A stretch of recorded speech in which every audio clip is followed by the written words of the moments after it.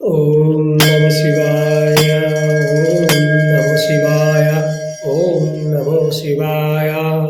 नयाँ सालको प्रथम दिनमा आज हामी सिङ्गरीको गुप्तेश्वर देवालयमा हामी जाँदैछौँ परिवारसहित।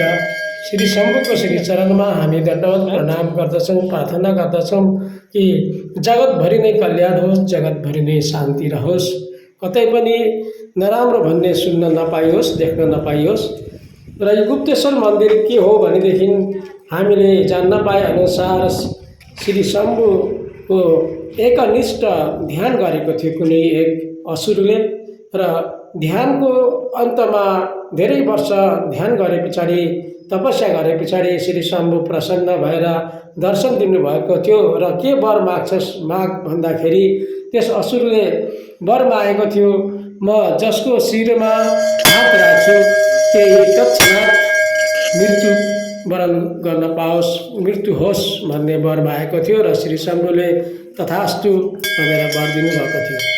वर पाए पछाडि त्यस असुरले भन्यो कि हे प्रभु, तपाईँले जे वर दिनुभयो त्यो वर काममा लाग्छ कि लाग्दैन म प्रमाण गरेर हेर्छु र तपाईँको शिरमा मेरो हात राख्छु भनेर हात राख्न खोज्दाखेरि श्री शम्भु भाग्दै भाग्दै भाग्दै भाग्दै यस स्थलमा आइपुग्नु भएको थियो अरे, र यही गुप्त रूपमा बस्नु भएको थियो अरे।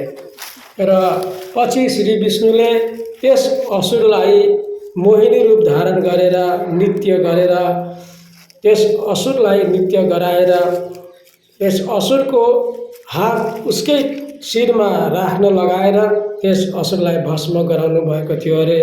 र आफ्नो हात आफ्नै शिरमा राखेर मर्नेको हुनाले त्यसको नाम भस्मासुर भयो भन्ने हामी जान्दछौँ। र आज पनि यो शिव मन्दिर अति नै प्रख्यात छ, साक्षात छ। धेरै भक्तहरू नित्य यहाँ आउने गर्दछन्। ओम नमः शिवाय ओम नमः शिवाय ओम नमः शिवाय। हर हर महादेव शम्भु। हामी पनि मौका पाउँदा यसरी आउने